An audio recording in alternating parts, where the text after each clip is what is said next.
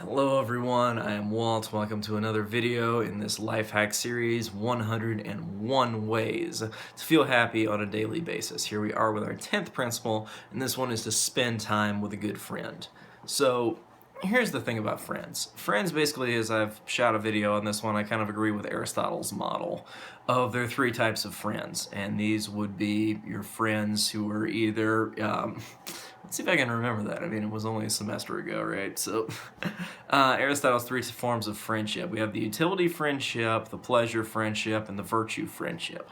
So the utility and pleasure friends tend to be at least about 90% of our friend base, and these are people who only are our friends because, we either give them some benefit or we give them some pleasure about being around them. These are kind of not the people you want to hang around if you want to feel happier, unless you're just trying to have some fun and go out and party and stuff. Then totally do.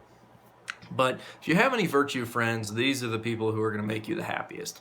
These are the people who are going to want to listen to you, understand you, and you're probably going to do the reciprocal for them. These are probably like the best friend type, the closest person you are with, This can even be a family member in some cases. It can even be a parent. It could even be, some unexpected people who can turn out to be your virtue friend. And, you want to use that kind of resource. You want to go to those people, and you want to spend time with people who are going to think like you, who are going to affirm what you do, and are going to make you feel better. There are some people who want to always challenge you, to push you. These are not the people you want to be virtue friends with because they are pushing you, You want somebody who's going to agree with you and allow you to grow at your own rate and not just going to kind of shove you into doing things. Some people are one way, some people are another way, but overall you want people who are just going to be good for you, who are going to make you happy and are going to, really think a lot like you do, because that's a really big part of happiness. So you really want that with your closest friends. Now, you can have friends who disagree with you about almost anything,